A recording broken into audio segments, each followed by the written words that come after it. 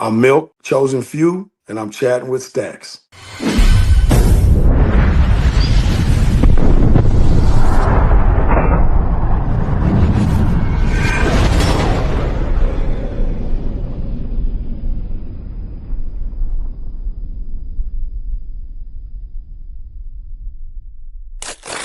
Welcome to this episode of Chatting with Staxx. I'm your host, Bill Staxx, and today I got Milk. And his son, Magnificent, a lot of people call him Paul because, that's his daddy. He's a legacy, to Gorilla, and he's stepped in and he's done his thing in the club to make a name for himself.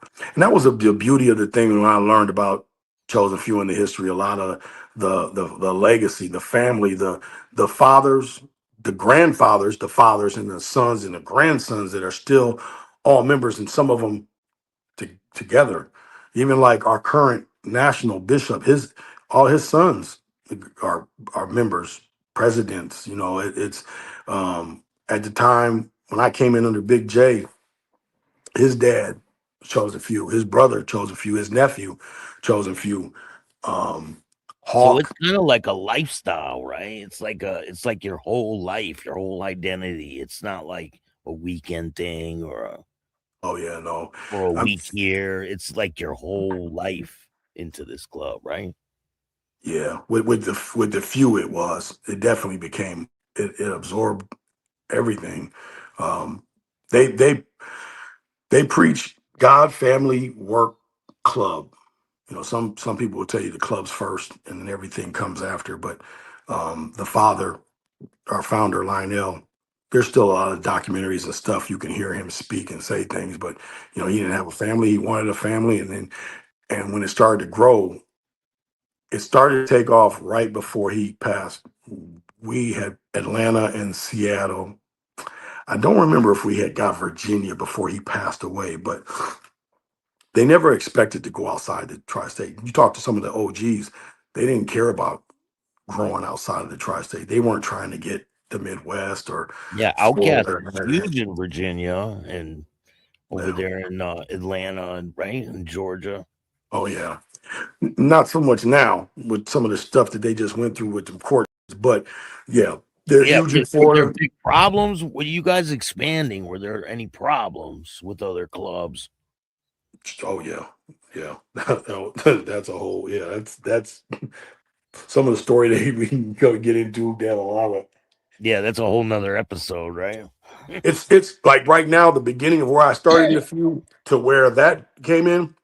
Again, like when I came into this club, they prided themselves. They had never got into it with, the racism and stuff. You hear stories of how whites would tell them they couldn't come into bars or something, and Chosen Few's a mixed club. So in '59 was when we started, and then in '62 White Boy Art came in.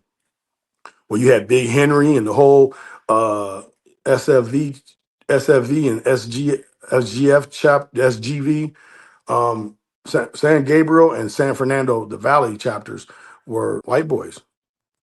Big Henry, Indian. I believe You Pee know? Wee left the Hells Angels in 2010, I think, right? Did you see him when you were in Chosen Few? And did he know that you went over to Chosen Few? Yeah, yeah, he did. I said when I would see him then when we bounce around, he the again. You mentioned his name is some that it's a bad taste when you speak of him around the other 81s. I said every interaction I had with him was cool cat. He liked me. I liked him. He's a Midwest dude. I said I grew up in Minnesota. He was from Milwaukee. Yeah, And the funny thing is, he's from Milwaukee, but then later I found out that he prospected and came out of Minnesota. Minnesota. Yup. Yeah. And Minneapolis, I believe. Yeah. yep, South Minneapolis. So it's funny because I got a partner that's 81 now currently, and we were in our car club together, Royals, and I never would have thought that he would have got on the bike, and he's 81 now, and I mean that's my brother. We low riders before we were bikers, so that's one of those things where it's the networking of being able to call somebody and you got that relationship. outside the patch or before the patch. I mean, Yep. I built many relationships in the patch, but some of this stuff I knew these cats before we got on bikes from the cars. Um, so when we so in 2010 was the elections, and then Doc ends up in the seat. So Jay is telling me he was finna run. I left for school. I moved to Phoenix in July of 11 and went to Harley School at MMI. Uh, I graduated September of 12, To work on and bike. to build bikes. I never wanted to. I really didn't want to work on bikes, but I wanted to own a shop, and to own one, I figured, I never wanted to have a mechanic walk out on me or feel like you need me, I don't need you, and if you don't pay me what I want, I needed to be able to work on a bike if I ever got stuck. But in the beginning, I wrenched and did a lot on the bikes in the beginning until I got the bread up, and then I got my own spot. So I graduate in September. I move into I had a little partner that had a stereo alarm tent shop over on Decatur and Cheyenne. And he rented me a little corner in the back. And so I used to work on motors, do little oil changes and stuff, and pitch the stereo. So if you want to get your stereo done on your bike, you get an oil change, get some work done on your bike, and then he can hook your stereo up.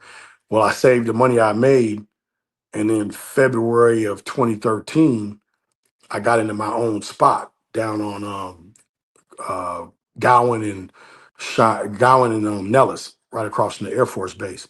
And it was a little alley, little spot in the middle. I didn't have no signage, so everything became word of mouth. Um, and I end up working on bikes and building bikes, and I put some cool bikes together. Um, I ended up buying a bike from a cat named Kevin, Certified Motor Company. Um, and then uh, so it's funny, Kaz and Poncho show up at my shop. Now, Kaz had been on my page. He was a king amongst king. I didn't know Poncho, but I guess he was on the page too. But one day, we messaging or something, but they showed up at my shop, and we were chopping it, and I didn't even know they were in Vegas. They had a chapter in Vegas. Um, but Kaz is talking about he wanted to come to the few, and so at the time, my mindset, I'm thinking about, man, Rare Breed is throwing these parties, and they got, all the rappers and all these girls are showing up at parties. How can we get some of that money? And Yeah. Kaz is a rapper, he Mo Thugs, and so I thought, if we got a rapper in the club, we need to put on our own shows. And Poncho, brilliant business mind, so we chop it, and they come in and prospect and laid their stuff down. And they end up bringing some of the guys over from Kings Amongst Kings. Then they end up joining the club. Didn't really go how I wanted because Kaz never performed or did no music, no rap concerts for us. But Pancho definitely climbed the ladder and became a nomad, and definitely a name in the club, and huge in relationships with other diamonds when it came to having conversations for problems or resolving things. So now I got the shop, and I don't know why. I mean, I would post stuff. I don't post stuff on social media, club stuff like I used to. And now I heard this thing that they're doing in Florida where they're trying to go after everybody, and they're using people's social media gang ties and everything. That's a whole other story, but that's something that people need to get up on, because a lot of people that's posting their stuff on social media, that's finna how they finna nail you. And even association or affiliation to a diamond makes you subject to prosecution from listening to what I heard off that snippet. They're finding and if it passes in once, especially if it passes out there, it snowballs and goes across the board. I get a call from a cat in Florida, white boy Mike, says, "Hey, I'm married to a black woman. I got mixed kids. Can't join the Warlocks because I'm married to a black woman. I'm white, so I can't join the Outcast. And I see y'all stuff, and y'all are mixed. I think it would fit. I want to put some guys together, and how do I start? So I go to Doc at the time, and I'm telling him, and he basically like, well, I mean, you talking to him already, deal with it. So it didn't pan out. And he's like, we moving to Atlanta. I'm gonna put together something in Atlanta, but my cousin and them are down here in Miami. I still want them to stand up.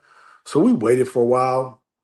Nothing ever panned out. He calls me. He calls me. I was still in school, so this is it's like 11, somewhere in 11, in September. And he's like, I got 8 guys.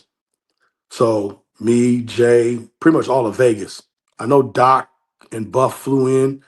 Um, But Vegas, we all went. We didn't fly in. We went down there, and at the time, Peanut was over Outcast at the time.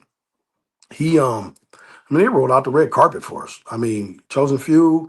We went. They had someone at support clubs open up, strippers, anything you wanted, anything you wanted. They open rolled out the red carpet.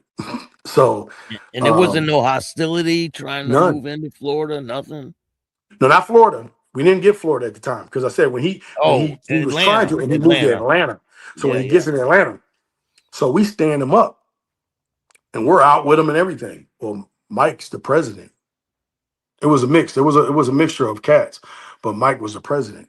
So as soon as we leave, oh yeah, y'all can't have a white boy as your president, and that just sparked everything from there. It just the turmoil kept moving back and forth, and it was Atlanta always was a hot spot because that's who's on our seat. You can't tell us who's the president. I mean, if he had done something or it was something to it, but it was just basically it sounded like you just can't have a white boy running, and it was like, oh, that's not our get down, and it's the best man for the fit, and he's the one that put it together. So for right now, that's who the P is.